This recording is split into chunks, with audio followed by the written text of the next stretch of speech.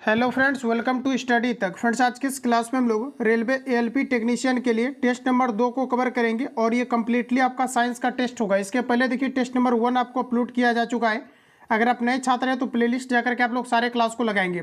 और दोस्तों, जो अभी आपका एसके झा संस्थान की तरफ से जो भी अपडेटेड आपका नोट्स आपका किया गया था, अपडेट आपका जो लॉन्च आपका किया गया था, जिसमें आपका previous year question paper plus आपका एग्जाम्पलर और एनसीईआरटी का कंप्लीटली जो आपको दिया गया था मटेरियल्स आपको इसको प्रोवाइड कर दिया गया है। लगभग इसका 50% आपका मटेरियल्स कवर करा दिया गया है। जो नए छात्र हैं प्लेलिस्ट जाकर के आप सेशन बाय सेशन सारे चीज़ों को आपको कवर कराया गया है, क्योंकि ये जो आपका नोट्स आपका अपडेट हुआ है इसमें आपका सेशन बाय सेशन आपके सारे क्वेश्चंस दिया गया है।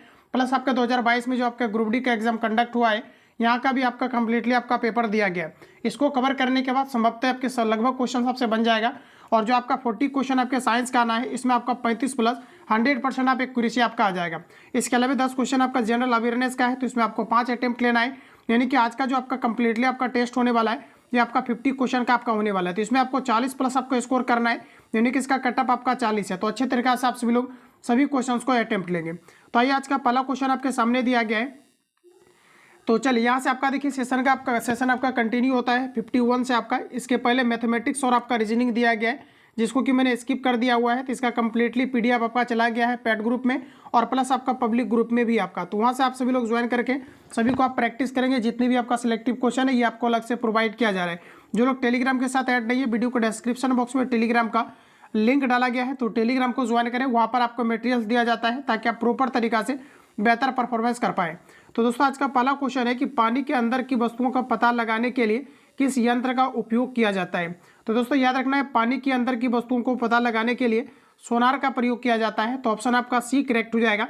बात करें हम लोग अगर सोनार का, SONAR का, तो इसका पूरा नाम होता है साउंड नेविगेशन एंड रेंजिंग। ध्यान रखेंगे, साउंड नेविगेशन एंड रेंजिंग इसका पूरा नाम होता है। और जो आपके सोनार होता है, इसके द्वारा जो आपका ध्वनि को प्रोड्यूस किया जाता है, ये आपका 20,000 हर्ट्ज से अधिक ध्वनि को प्रोड्यूस किया जाता है। पुनः इको जो है ये सुनाई पड़ता है, जिसके कारण से किसी भी वस्तु का स्थिति का पता लगाया जाता है। तो ऑप्शन यहाँ पर आपका सी करेक्ट हो जाएगा। चलिए अगला क्वेश्चन हमारा नेक्स्ट है, किसी वस्तु द्वारा किया गया कार्य 56 जूल है, उस पर लगाया गया बल 7 न्यूटन है, तो विस्थापन क्या होगा ये आपको पर बताना है। लगभग क्वेश्चन आपसे बनने चाहिए। न्यूमेरिकल भी मैंने आपको सेशन वाइज करके प्रोवाइड किया हुआ है, इसलिए आप सभी लोग टेलीग्राम से जो भी छात्र ऐड नहीं है, वीडियो का डिस्क्रिप्शन बॉक्स में लिंक डाला गया है, तो टेलीग्राम को ज्वाइन करें। वहाँ पर आपको डेली शाम में आपको बुक प्रोवाइड किया जाता है ताकि आप बेहतर परफॉर्मेंस कर पाए और ज़्यादा से ज़्यादा प्रैक्टिस कर पाए। जो भी छात्र डेली बेसिस पर टेस्ट लगाना चाहते हैं, आज एजुकेशन सेंटर का ऑफलाइन प्लस ऑनलाइन कंप्लीटली आपका अपडेटेड अभी आपका जो टेस्ट आपका लॉन्च किया गया, इस नंबर पर कॉल या SMS करके इंक्वायरी ले सकते हैं। इसी के अंतर्गत खान ग्लोबल स्टडी और आपके जो है द प्लेटफॉर्म का A to Z आपको टेस्ट प्लस आपका अपडेटेड नोट्स और जितनी भी आपका क्लास नोट्स अभी आपका सिलेक्टिव क्वेश्चन का प्रिपेयर हुआ है, A to Z और मार्केट में उपस्थित सभी यानी ऑल बुक आपका प्रोवाइड किया जा रहा है, जिसका फी आपको 99 आपको पेमेंट करके ऐड होना है। तो आप सभी लोग नंबर का स्क्रीनशॉट करेंगे, 7050513705 पर कॉल या SMS करके इंक्वायरी लेंगे, सारी चीज़ें आपको बता दी जाएगी। तो फ्रेंड्स, यहाँ पर क्वेश्चन हमारा है, तो यहाँ पर देखिए आपका F जो है W बराबर FS cos थीटा इसका फॉर्मूला होता है। तो cos थीटा का यहाँ पर कोई मतलब नहीं है, तो यहाँ पर देखिए आपका 56 हो जाएगा। इसके बाद यहाँ पर देखेंगे तो आपका F का वैल्यू यहाँ पर आपको 7 दिया गया है। S आपका डिस्प्लेसमेंट है, 7 से कैंसिल आउट करेंगे तो 7 8 56, यानी कि आपका जो डिस्प्लेसमेंट होगा ये आपका 8 मीटर होगा। तो देखिए इस प्रकार से हमारा राइट आंसर की बात करेंगे तो आपका यहाँ पर सी करेक्ट है। चलिए अगला क्वेश्चन नेक्स्ट हमारा कहा जा रहा है, किसी ऑब्जेक्ट का डैश नियत है और स्थान बदलने पर नहीं बदलता है। बड़ा इंपॉर्टेंट क्वेश्चन है, ये कई बार आपके एग्जाम में पूछा गया है। तो आपका दोस्तों करेक्ट आंसर हो जाएगा द्रव्यमान बदलता है जबकि भार नहीं बदलता है, क्योंकि जो भार होता है ये आपका 9.8 मीटर पर सेकेंड स्क्वायर यानी कि जी पर आपका डिपेंड करता है, और जी का जो वैल्यू सबसे अधिकतम होता है ये पृथ्वी के ध्रुव पर होता है। तो यहाँ पर आपका करेक्ट आंसर बी हो जाएगा, ध्यान रखेंगे। चलिए अगला क्वेश्चन नेक्स्ट का जा रहा है कि जब एक गिलास पर रखे कार्ड को उंगली से धक्का दिया जाता है तो उस पर कहा जा रहा है कि रखा सिक्का गिलास में गिर जाता है। यह कथन किस नियम को व्याख्यात करता है ये आपको पर बताना है। तो देखिए इसको आप बचपन से पढ़ते आ रहे हैं, ये आपका यहाँ पर बी करेक्ट हो जाएगा, जड़त्व का नियम। क्लियर है। चलिए अगला क्वेश्चन हमारा कुछ इस प्रकार से है, किसी वस्तु का संवेग डैश पर निर्भर करता है। दोस्तों किसी भी वस्तु का संवेग फॉर्मूला होता है मोमेंटम P बराबर mv। तो ये आपका द्रव्यमान और आपका वेलोसिटी पर डिपेंड करता है। तो आपका करेक्ट आंसर हो जाएगा कि वस्तु के द्रव्यमान और आपका वेग पर। तो सी आपका यहाँ पर राइट हो जाएगा। अगर आप इसमें 40 अगर स्कोर आप कर रहे हैं तो आप यकीनन मानिए कि आपकी तैयारी बेहतर है और अब बिल्कुल आप एग्जाम में भी आप बेहतर परफॉर्मेंस आप कर पाएंगे। अगला क्वेश्चन है कि निम्न में से कौन सा घर्षण बल के बारे में सही नहीं है, ये आपको यहाँ पर पूछा रहे। चलिए आंसर बताइए, राइट आंसर आपका यहाँ पर क्या होगा। तो पहला स्टेटमेंट है घर्षण बल वह है जो संपर्क में दो सतहों के सापेक्ष गति का विरोध करता है। तो पहला स्टेटमेंट हमारा ये आपको सही दिया गया है। अगला कहा जा रहा है कि घर्षण बल वह है जो किसी सतह पर चलने का कार्य करता है, स्लाइडिंग घर्षण कहलाता है। बिल्कुल आपका करेक्ट दिया गया है। अगला दोस्तों यहाँ पर अगर देखें तो नेक्स्ट कहा जा रहा है कि मशीनों में घर्षण ऊर्जा का अपव्यय और टूट फूट का कारण है, ये भी हमारा सही दिया गया है। अगला है कि रोलिंग घर्षण स्लाइडिंग घर्षण की तुलना में अधिक होता है। देखिए आपका जो रोलिंग घर्षण है ये स्लाइडिंग घर्षण की तुलना में कम होता है, जो कि हमारा गलत है, इसलिए आपका करेक्ट आंसर आपका यहाँ पर डी हो जाएगा। चलिए नेक्स्ट क्वेश्चन देखेंगे। कहा जा रहा है कि यदि पृथ्वी पर आपका वजन 38 किलोग्राम है तो बुध पर आपका वजन क्या होगा। तो दोस्तों आपका करेक्ट आंसर हो जाएगा ये आपका 14.3 किलोग्राम होगा। तो यहाँ पर देखिए आपका डी करेक्ट हो जाएगा। ध्यान रखेंगे कितना हो जाएगा, तो ये आपका 14.3 हो जाएगा। क्लियर है। चलिए अगला क्वेश्चन देखते हैं। अगला क्वेश्चन है कि हाइड्रोजन के चलने के संबंध की प्रक्रिया क्या है। देखिए हाइड्रोजन के जलने के संबंध में क्या प्रक्रिया है। तो देखिए हाइड्रोजन के बारे में बात करते हैं। हाइड्रोजन को भविष्य का ईंधन कहा जाता है। हाइड्रोजन का टोटल 3 समस्थानिक होता है। और देखिए फ्रेंड्स कहा जा रहा है कि हाइड्रोजन के जलने से संबंधित प्रक्रिया क्या है। तो आपका करेक्ट आंसर हो जाएगा ऑक्सीकरण, सी आपका पर राइट हो जाएगा।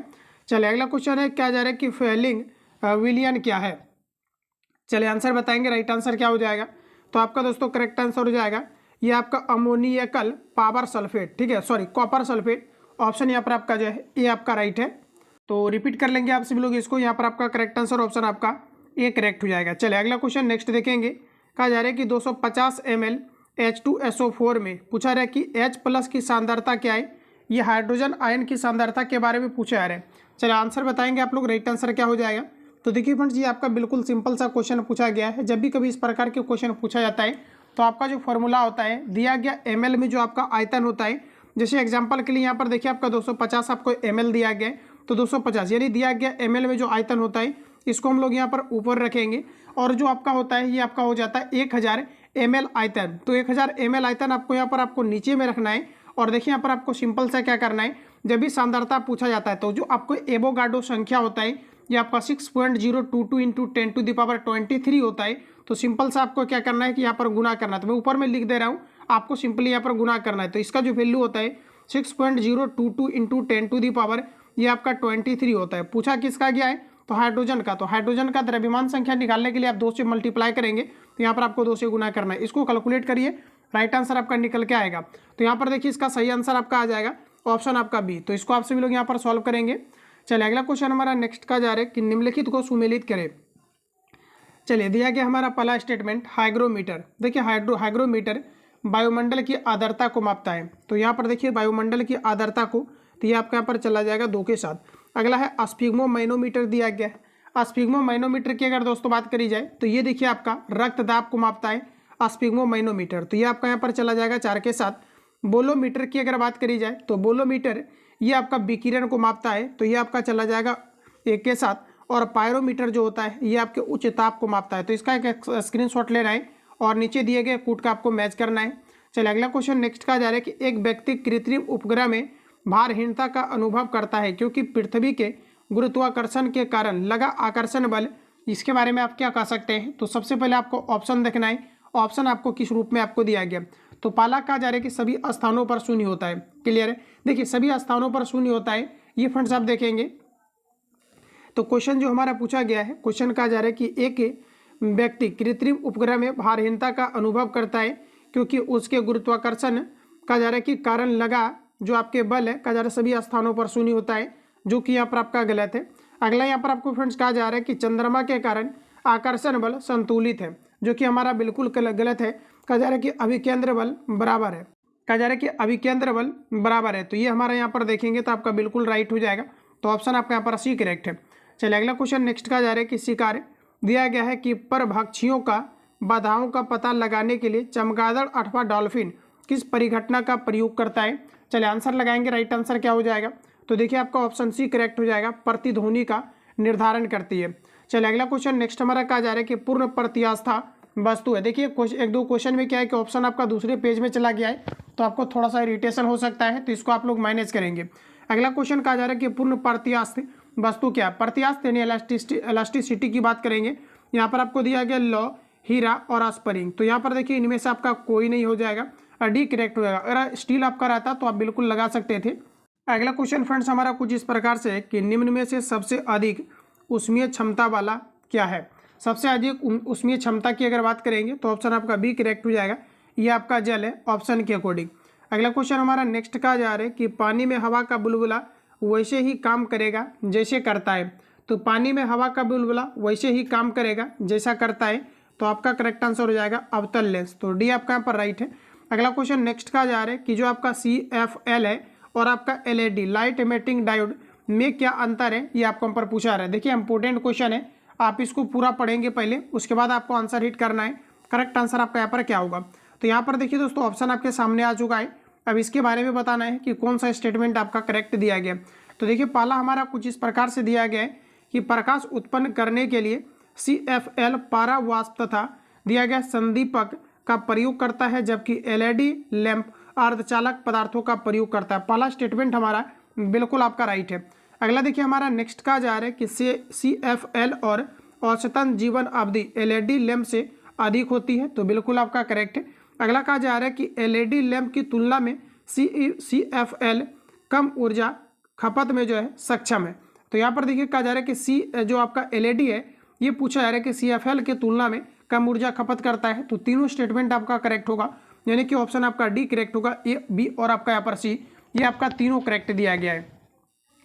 चलिए अगला क्वेश्चन नेक्स्ट देखेंगे। कहा जा रहा है कि जब अर्धचालक की डोपिंग की जाती है, इसके बारे में आप क्या कर सकते हैं, ये आपको पर पूछा जा रहा है। तो साथियों याद रखेंगे जब अर्धचालक की डोपिंग की जाती है तो इसके बारे में आपको बताना है राइट आंसर क्या होगा। ऑप्शन पहले आप देख लीजिए यहाँ पर। चलिए अब हम लोग सीधा आंसर को हिट करते हैं। तो देखिए यहाँ पर आपका दिया गया चालकता बढ़ती है, ये हमारा बिल्कुल राइट है, जो कि आपको याद रखना है। चालकता दिया गया घटती है, गलत है। प्रतिरोधकता बढ़ती है, गलत है, क्योंकि डोपिंग का मतलब है ये आपका चालकता को बढ़ाना और प्रतिरोधकता को घटाना।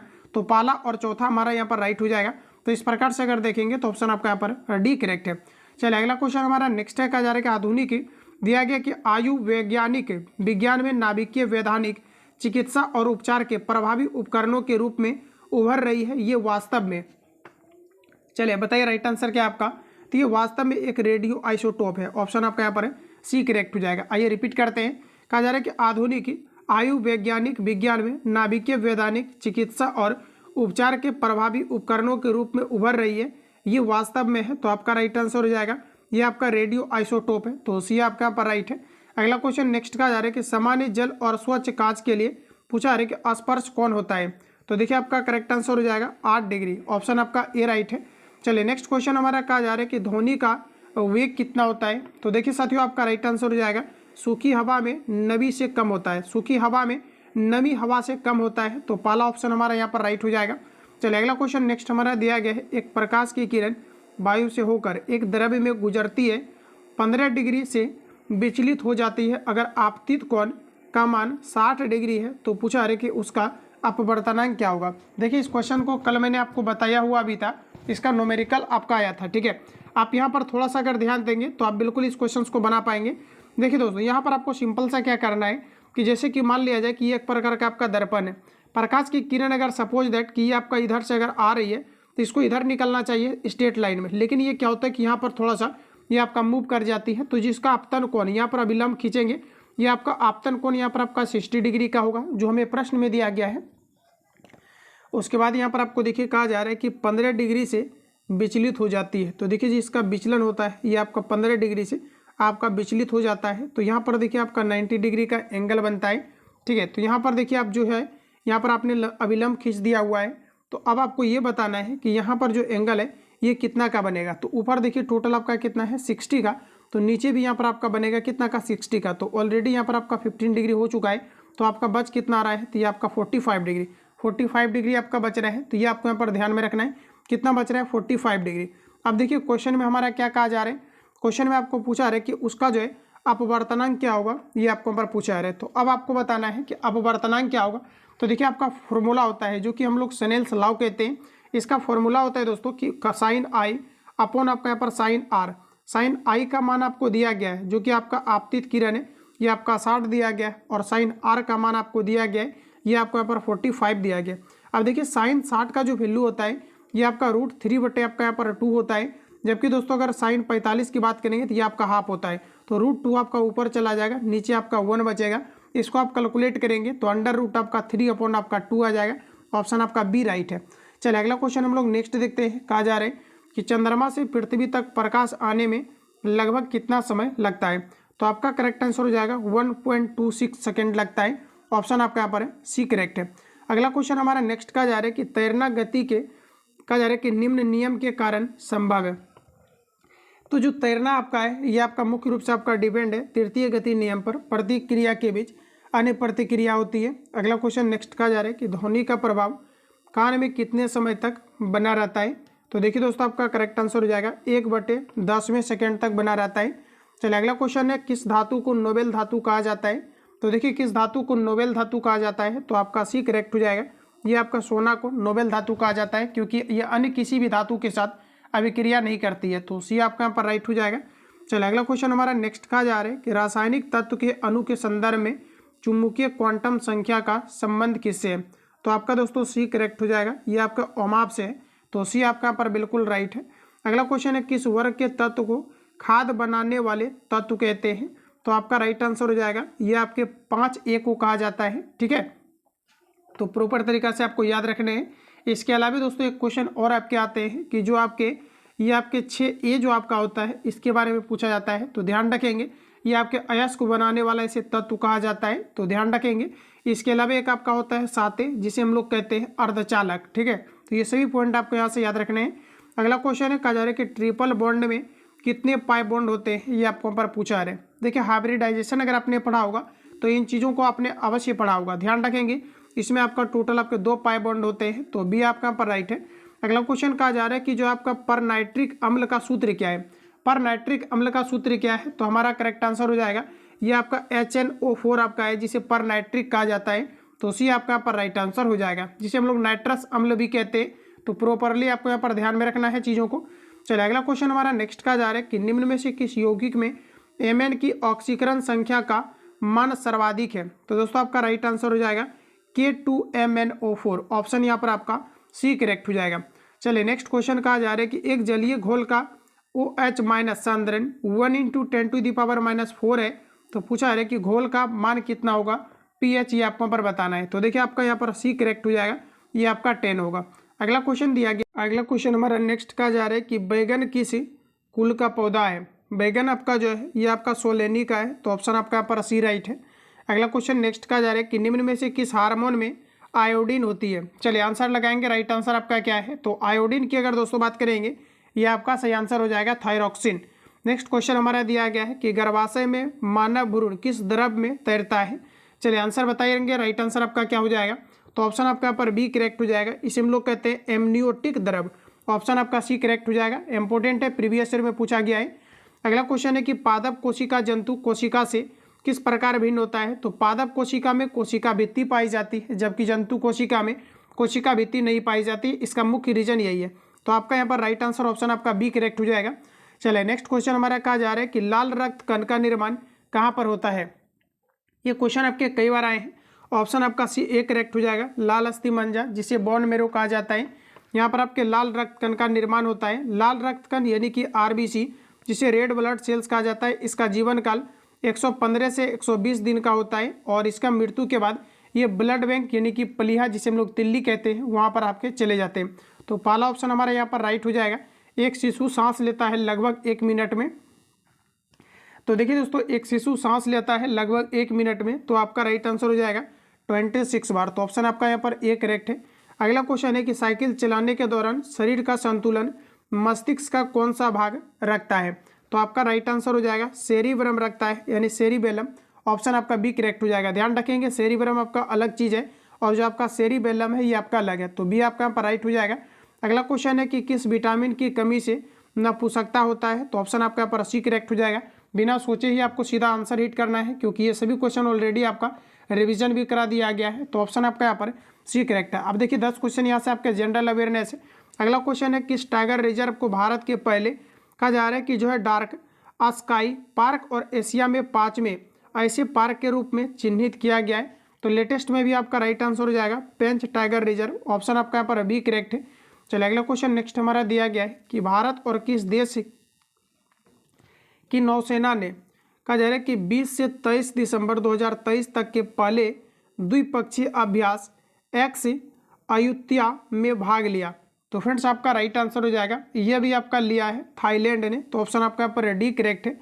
अगला क्वेश्चन कहा जा रहा है कि जो NAM शिखर सम्मेलन का कौन सा संस्करण 19 जनवरी 2024 को युगांडा के कंपाला में शुरू किया गया है। तो ये देखिए अभी आपका किया गया है लेटेस्ट में आपका, ये आपका 19वां संस्करण का, तो ऑप्शन आपका यहाँ पर 80 करेक्ट हो जाएगा। चलिए अगला क्वेश्चन हमारा नेक्स्ट देखिए कुछ इस प्रकार से है, कहा जा रहा है जापानी अंतरिक्ष यान स्मार्ट लैंडर फॉर दिया गया इवेंट जो है इन्वेस्टिगेटिंग, ठीक है, इन्वेस्टिगेटिंग मून ने 19 जनवरी 2024 की सुबह चंद्रमा पर उतरा, जिसने जापान चंद्रमा की सतह तक पहुंचने वाला कौन सा देश बना है।